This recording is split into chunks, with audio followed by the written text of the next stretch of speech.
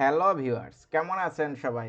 আজকের ভিডিওতে আমি দেখাবো ক্যামটাসিয়া স্টুডিওতে কিভাবে আপনারা উইনকি কিস্ট্রোকটা ইউজ করবেন। তো আমার নাম দেবুmadhu, আপনারা দেখতেছেন Dmtechnic। তো চলুন শুরু করা যাক।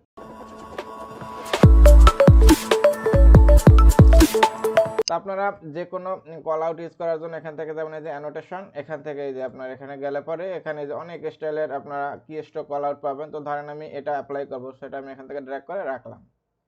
এখন যে সমস্যাটা দেখেন, এখানে আপনারা চেঞ্জ করার জন্য যেখানে সিলেক্ট করার পর এখানে আপনার যে কোনো একটা প্রেস করলে হবে। ধরেন আমি শিফট এস দিলাম, এটা কিন্তু অ্যাপ্লাই হয়ে গেল।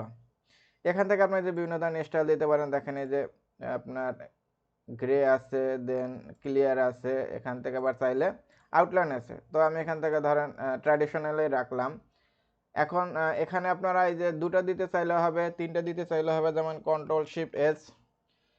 এখন এগুলো সবই নর্মালভাবে পারবেন, কিন্তু সমস্যা হয় যখন আপনারা উইন কিটা ইউজ করবেন। যেমন ধরেন আমি উইন কি এস দেবো, তো আমি কিবোর্ড থেকে সেটা প্রেস করলাম আর কি, উইন কি এস।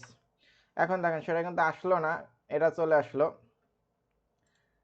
এখন এটা কিভাবে ব্যবহার করা যায়? তো এটা ব্যবহার করার জন্য আপনারা যে কাজটা করবেন, নোটপ্যাডে যাবেন। নোটপ্যাডে যাওয়ার পর এখানে টাইপ করবেন উইন প্লাস, যেটা দেবেন আর কি সেটা। ধরেন আমি এটা দেবো। এখন আমি এখান থেকে এটা কপি করলাম।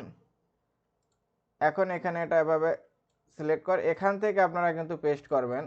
এটা যদি আপনারা এই যে কিবোর্ড থেকে কন্ট্রোল ভি দিয়ে পেস্ট করেন তাহলে কিন্তু হবে না, তাহলে এখানে কন্ট্রোল ভিটা চলে আসবে। তো এখান থেকে আপনার ডিরেক্ট এখানে গিয়ে পেস্ট করতে হবে। তো এই ছিল আমার ভিডিও। এটা বুঝতে যদি আপনাদের কোনো সমস্যা হয় তাহলে অবশ্যই কমেন্ট করবেন, আমি রিপ্লাই দেবো। ভালো থাকবেন সবাই, নিজের খেয়াল রাখবেন। Thank you, bye, take care.